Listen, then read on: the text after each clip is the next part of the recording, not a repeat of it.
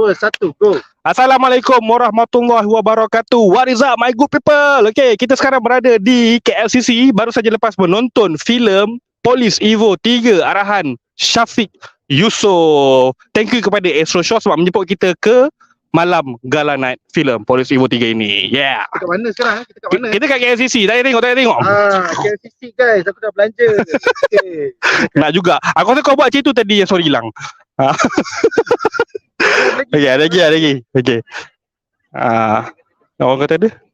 Kita bolehkan dengar reaksi satu ayat, silakan. Okay, reaksi satu ayat aku personally, aku lebih menyukai lagi filem POLIS EVO yang pertama. Tu basically macam general reaction lah. Kalau macam sebab filem ada 3, so of course kita akan macam compare lah which one is better, which one yang bagus apa semua kan. Tapi overall aku still happy, aku still enjoy sebab aku still rasa macam walaupun filem ni dah ada sampai ketiga, so macam perasaan kita dapat filem buddy cop lokal, so benda tu macam tercapai tau. Macam kita selalu tengok cerita buddy cop daripada Hollywood, daripada Hong Kong kan.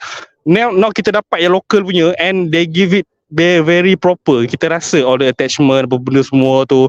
So yes, overall walaupun tak sebagus POLIS EVO yang pertama, tapi still lagi enjoy cerita ni.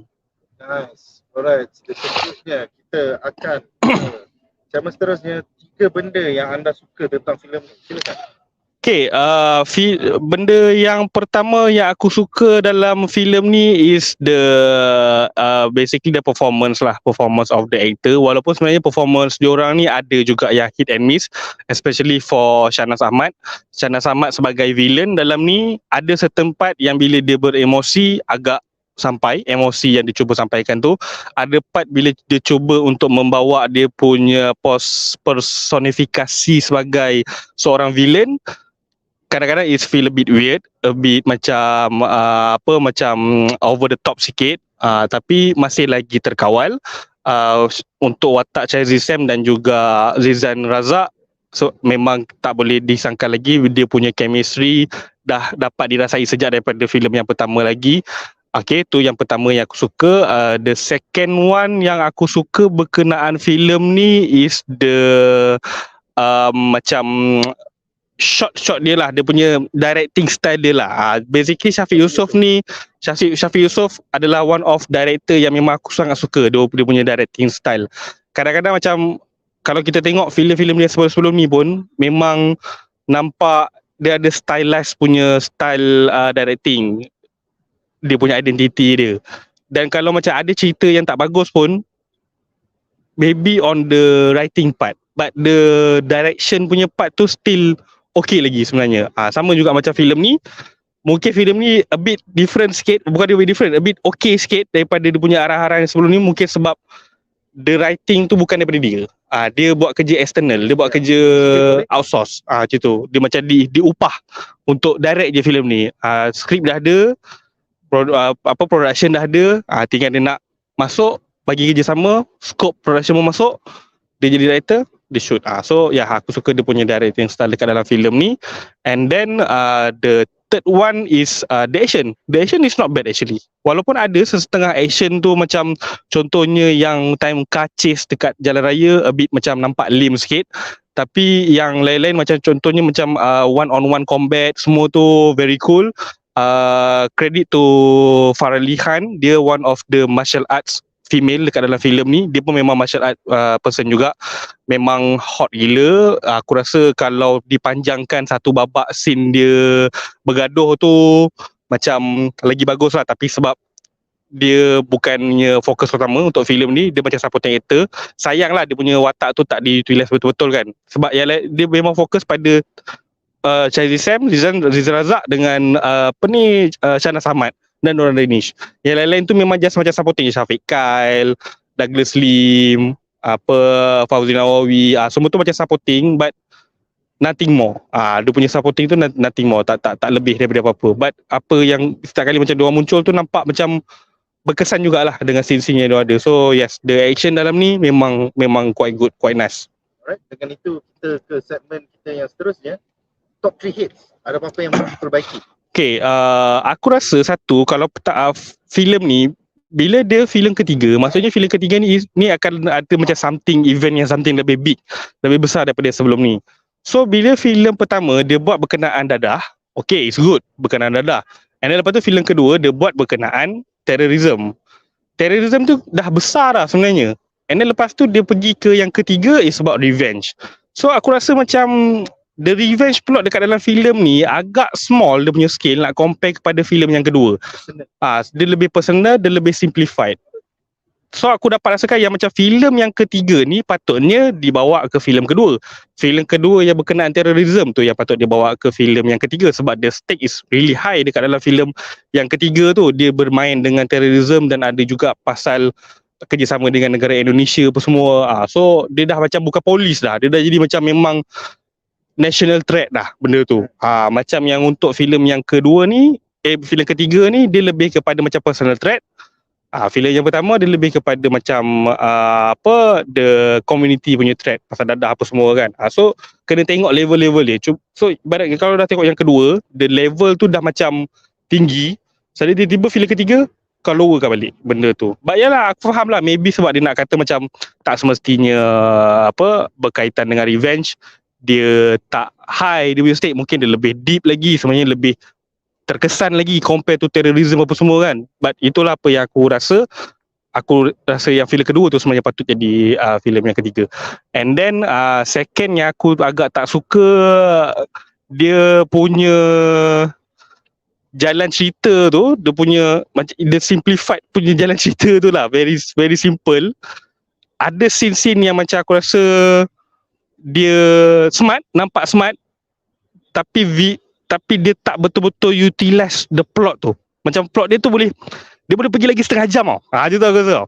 Dia boleh pergi lagi setengah jam, dia boleh tarik lagi plot-plot yang macam boleh nak test the karakter-karakter dalam ni.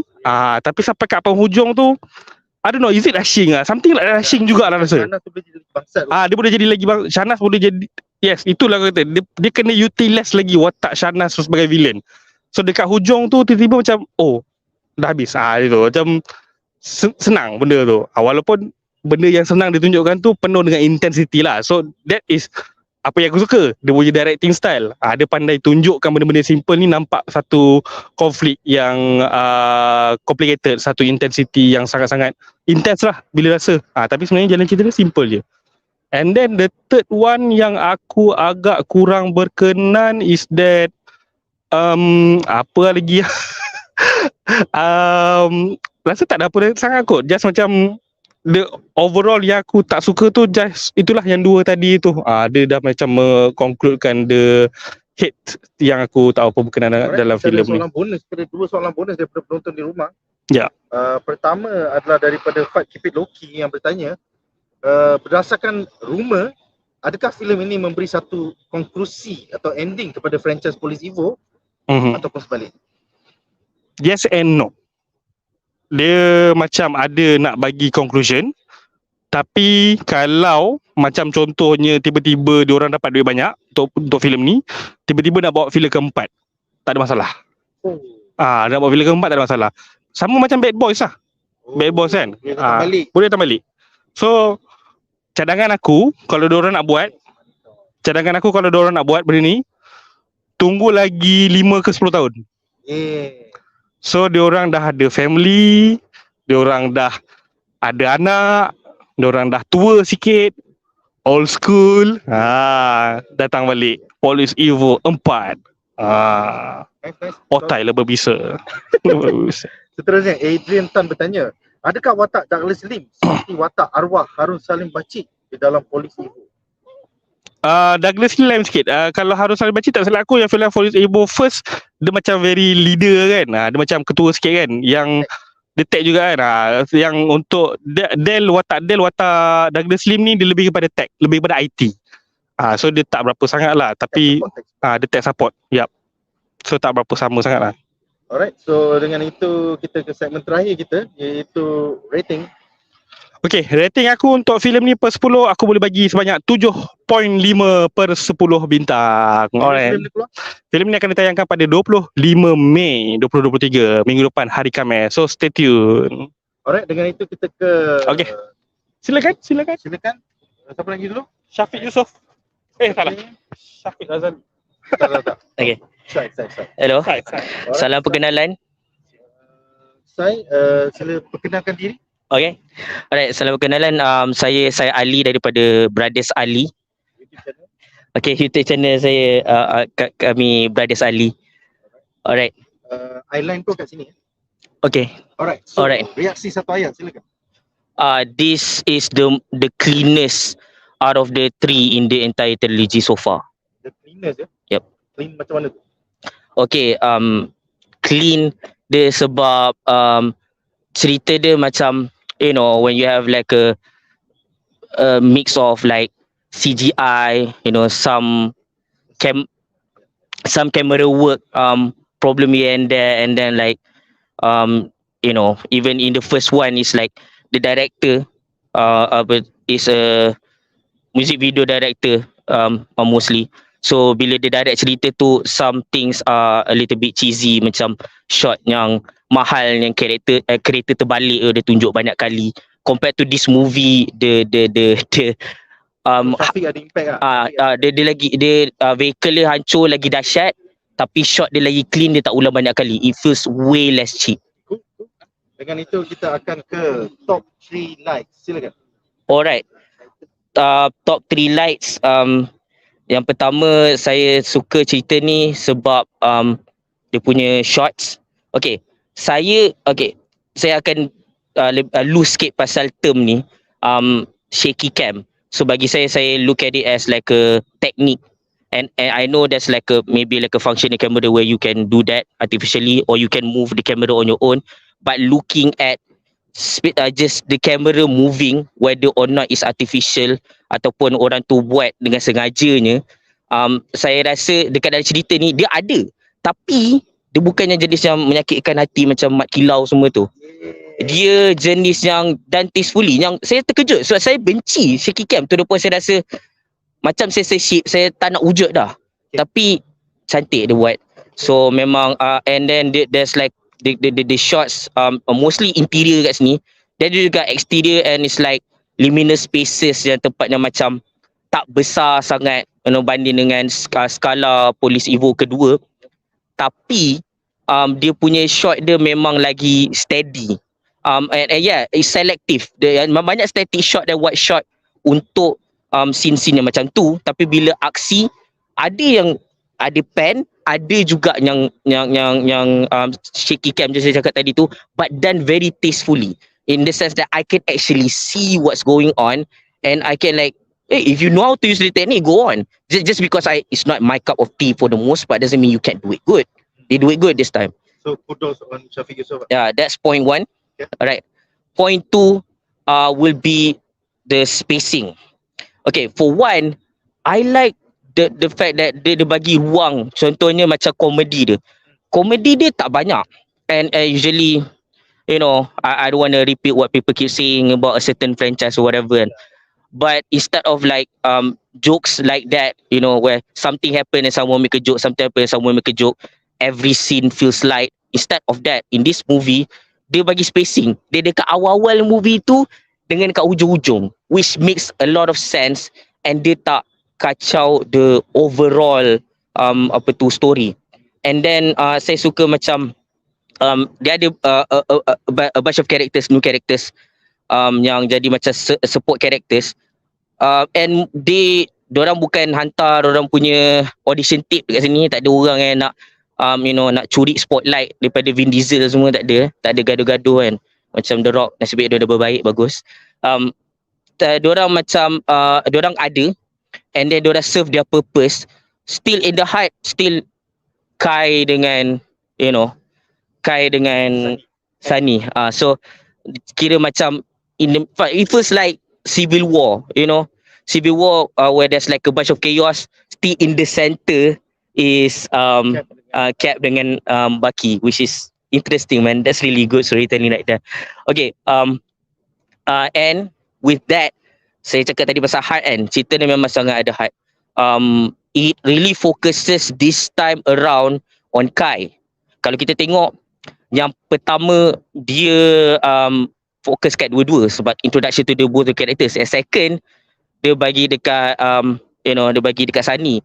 Tapi masalah saya ada satu scene macam monolog Zizan Razak, macam monolog sedih semua tu kan, masa dia baru lepas daripada masa Kai baru selamatkan daripada kena ikat something like that. Saya rasa tak kesampaian sebab emotional beats tu sampai bukan sebab Zizan terkenal jadi pelawak ke apa, not because of that. It's just that maybe he needs more work before he does a scene like that. It's very undercooked, which like dekat dalam cerita ni tak, sebab dia fokus dekat Kai, and then like Shazzy Sam is very very versatile. He can do it all. Saya rasa macam at the center, it's also like it's about the love between Sani dengan dia punya keluarga dia, dan Kai terhadap dia punya extended family dia yang berkait dengan Sani, yang dan cinta dia kepada adik Sani tu. So jadi macam kepada Anis. Jadi benda tu rasa macam apa-apa berlaku pun dia balik kepada tu. Balik kepada persahabatan diorang, balik kepada keluarga diorang, dan balik kepada tanggungjawab sebagai pegawai polis yang menegakkan keadilan. Alright, so dengan itu kita ke segmen kita yang ketiga. Ada apa-apa yang boleh diperbaiki? Okey. Ada yang boleh diperbaiki. Okay. Mula saya nak cerita pasal benda ni contradict sikit apa yang saya cakap tadi. Dari segi spacing, dari segi ruang. Memang dia bagi ruang kepada komedi pada ke ujung dengan dekat ujung dan dekat awal. Tapi yang awal-awal tu the introduction, which is not like a bad introduction, bapak satu tu memang cantik. Lagi-lagi dia punya car chase scene dia is like I wouldn't say inventive, more like very very what do you call that thing, rasa macam pedal to metal lah. So rasa macam layan lah, macam dia gila-gila sikit lah. Walaupun pendek. Cuma satu, dia macam dia trying too hard to be funny, and the tone clashes with the rest of the movie. So the movie stands. Yeah, the movie stands, but then the opening is like kind of like, so usually because you want your introduction to introduce the macam ni kan, apa tu, cover buku kan, untuk mukadimah kepada the whole book. So kepada sebuah filem tu, dan saya rasa macam if I have to make a quick comparison, if you ever saw 20 Weeks Later punya opening, which is really tense and really good, and then personally I think the rest of the movie is really bad. That we'll talk about that another day. So to me this is the opposite. The opening feels like Macam panjang sangat. yeah, and panjang sangat satu, and then it's a bit trying too hard to be funny. It can be funny, but it's just that dia jadi macam tone off sikit to the rest of the movie. And then the rest of the movie is alright. So here's my second problem. Okay, there is like an undercooked character, which is like the captain of the team of Sunny and Kai. Dia ada kaitan antara the main villain, Kai dengan dengan dia punya captain dia, ada kaitan, ada sejarah. Tapi despite the fact they show it everything, even to the point that it was supposed to be his like final scene, there's really nothing like, there's tak rasa macam ada something macam yang datang daripada captain tu sendiri. It feels like kind of like a caricature of a captain of an authority that doesn't feel as much as a person, and towards the end there's no redemption for the character. It feels kind of like why is he even there? It feels like they just need something to happen in Act 2. yeah, something to happen in Act 2, if you want to put it like that. And then the third would be, there is like a one plot hole that doesn't make sense. Like there is like a like in the movie, which was it, Can Special Force or something, yang ada Bitcoin lah. Yes.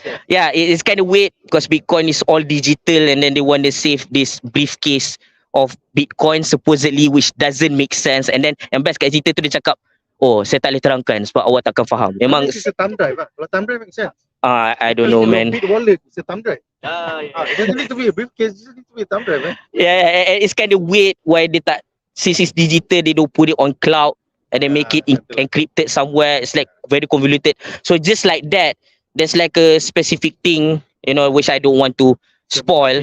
But it's a megafin that is very early on. It's gonna get out of your way early on, but it doesn't make sense.